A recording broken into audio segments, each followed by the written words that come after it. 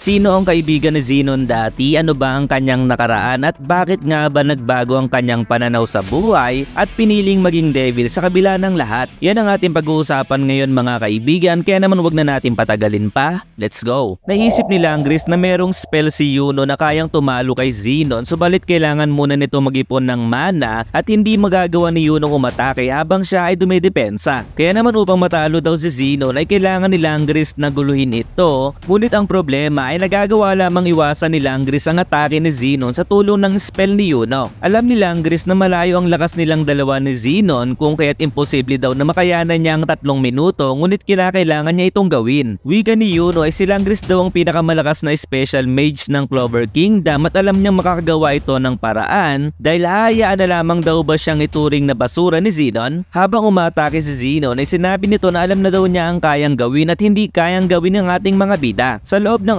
absolute space ni Zenon, karaniwan daw ay hindi makakagamit ng maayos ang isang tao ng kanilang magic, maliban lamang kung parehas kayo ng tinataglay na mana or kagaya ni Yuno na mahal ng mana, at ang panghuli daw ay isang special mage user na siyang na-master kung paano gumamit ng mana zone. Nagulat si Zenon nang makita niya ang kanyang mga buto ay natutunaw sa barrier na ginawa ni Langris at doon ay napagtanto niya na kahit maliit lamang daw ay nagawa ni Langris na makagawa ng sariling teritoryo sa loob ng kanyang magic spell. Natuwa si Yuno dahil alam niyang magagawa ito ni Langris at sagot naman ni Langris na oo naman, pero nakakairita pa rin daw si Yuno at kanyang naisip na noon ay ayaw niya talaga dito dahil nakita niyang parehas sila ng ugali at hindi niya daw naramdaman na matatalo siya ng isang katulad ni Yuno. Kaya naman sa present ay patuloy lamang dumidepensa si Langris kay Zenon, pero mahalata naman nating nahihirapan pa rin siya dito at sinabi ni Zenon na sa huli daw ay wala raw paraan upang makatake si Langris at wala rin daw silang spell na kayang tumalo sa kanya. Sa isip ni Langris ay napakalaki ng mana na meron si Zenon at hindi na raw siya makakatagal pa sa pagdepensa, kung kaya't sinabi niya kay Yuno na bilisan na raw nito at sagot naman ni Yuno na ginagawa niya na rin. Alam daw ni Langris na invisible na may tuturing ang kanyang special magic at hanggang siya raw ay nasa Golden Dawn ay mananatili pa rin daw na pinakamalakas ang kanilang grupo, subalit alam niya rin daw na iba ang lakas na meron si Yuno sapagkat ang ugali nitong ayaw matalo ang naging inspirasyon ng Golden Dawn upang mas maging malakas. Hindi man daw gustong sabihin ni Langris ito ay si Yuno nga daw ang tunay na vice captain ng kanilang grupo at sa mga oras na yun ay unti-unti nang nangihina si Langris hanggang sa nakapasok na nga ang bone magic ni Zenon. Wika ni Zenon sa bandang huli siya raw ay mas malakas kaysa kila Yuno at Langris at yun daw ang katotohanan, ngunit sa pagsugod ni Langris na maaaring tama daw ang sinabi nito, pero hindi raw ibig sabihin na sila ay aatras na sa laban sapagkat sila daw ay napapabilang sa pinakamalakas na grupo at itong araw ang Golden Dawn. Kahit nagawang makalapit ni Langris kay Zenon, sa bandang huli ay nawala na din ang kanyang barrier, subalit sa mga oras na yun ay napangiti si Yuno sapagkat ang magic na tatalo sa kalaban ay handa niya lang bitawan sa anumang oras. Nakatutok na ang pana ni Yuno kay Zenon at inaasinta talaga niya itong mabuti at sa kanyang pagbitaw ay binutas nito ang dibdib ni Zenon na walang kahirap-hirap. Napasukan ng dugo si Zenon at napabilib dahil sa sobrang bilis ng atake ni Yuno at hindi siya makapaniwala na magagawang makatagos ng pana sa kanyang katawan, kaya naman sinabi ni Yuno na ang kanilang pagiging matibay ang nanalo sa laban. Pinakita ang batang Zenon sa nakaraan kung saan sugatan ng kanyang mukha at tinanong siya nila Dante kung ano ang nangyari sa kanya dahil nakakaawa naman daw ang kanyang itsura. Sinabi ng isang kapatid ni Zenon na sila nga daw ay magkapareho at siya daw ay mas mainam na maging devil host kung kukumpara kay Banika at Dante. Habang binubugbog si Zenon ng 3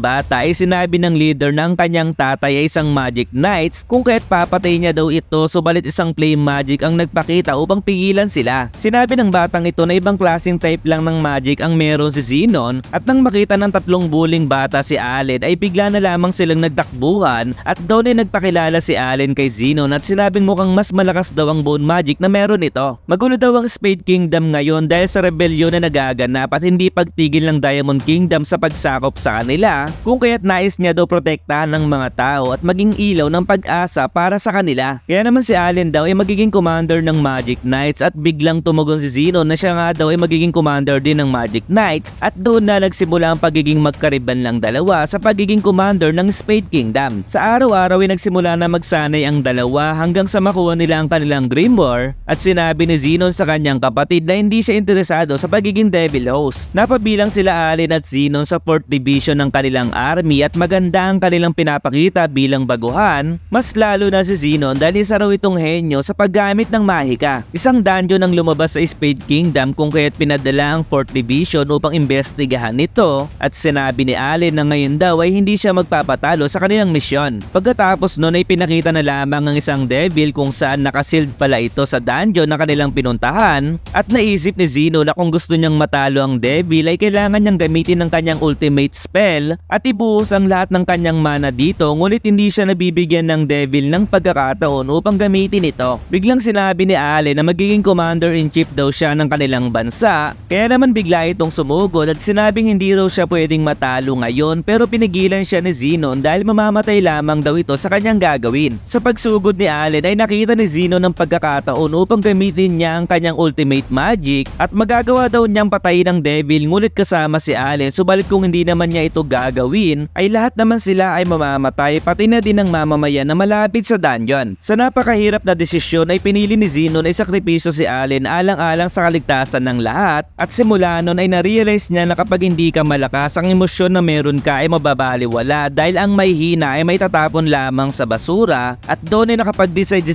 Zenon na maging devil host upang mas maging malakas. Sa present ay pinakita si Zenon kung saan nakipag-deal ito sa kanyang devil na si Beelzebub na kung ibibigay daw sa kanya ang puso ng isang devil ay ibibigay niya ang kanyang buong pagkatao. Kung magkakaroon daw sila ng kontrata ngayon ay magpapatuloy pa din ang Spade Kingdom and after that ay ibibigay pa din niya ang kanyang kaluluwa, kaya naman doon ay napapayag niya si Beelzebub na makipagkasundo sa kanya. Naibigay na ng devil ang puso na gusto ni Zenon at nang makita ito ni Yuno ay hindi talaga siya makapaniwala sapagat ngayon ay nagbago na naman ang anyo ni Zenon at biglang naalala ni Yuno na katulad din ito ng unang devil na kanilang nakalaban na si Zakred. Wika ni Zenon na ngayon daw ay taglay niya na ang puso ng isang devil ay mas malakas na ang kanyang kapangyarihan at naisip ni Langris na walang tao ang nakagawa ng ganong klaseng bagay. Biglang inatake ni Zenon si Yuno at sinabing upang hindi raw tamaan ng pana si Langris kanina ay iniiwas niya ng konti ang pag-asinta sa kanya kung kaya't hindi raw tinamaan ni Yuno ang kanyang puso dahil kung sinakripisyo lamang daw nito ang kanyang kasama ay tiyak na daw sana ang kanyang pagkapanalo. Napakaraming bone magic ang tumama sa katawan ni Yuno hanggang sa mapunta ito sa pader at kanyang napagtanto na ganap ng isang devil si Zenon ngayon. Nakulong si Yuno sa loob ng special magic ni Zenon at sa loob nito ay biglang naglabasan ng napakaraming buto sa kanyang likuran upang siya ay tapusin na. Pagkatapos noon ay pinakita na lamang na bagsak na si Yuno at wala nang malay, samantalang si Langris ay handa pa din kalabanin si Zenon kung kaya't sinabi ni Zenon na tatapusin na raw niya ang paghihirap ni Langris. Madaming pag-atake ang ginawa ni Zenon kay Langris, subalit biglang dumating si Finral upang siya ay iligtas at naalala ni Zenon si Finral noong huli silang magkita nito. Tanong ni Langris ay naroon na naman daw ba ang kanyang kapatid upang siya ay iligtas? Sagot naman ni Finral ay mali daw siya nang iniisip dahil naroon siya sapagat kinidnap daw ni Zenon ng kanilang kapitan, kaya naman ay pagiganti niya raw ito. Gaya ng nangyari kay Yuno ay napalibutan silang dalawa ng special magic with bone magic ni Zenon at dahil si Finral ay nasa loob ng mana zone ni Langris ay magagawa niyang gamitin ang kanyang spell at doon ay nagawa nila makapag-teleport sa likuran ni Zenon at sinabing kung magtutulungan daw silang dalawa ay magagawa nilang labanan ng katulad ni Zenon. 3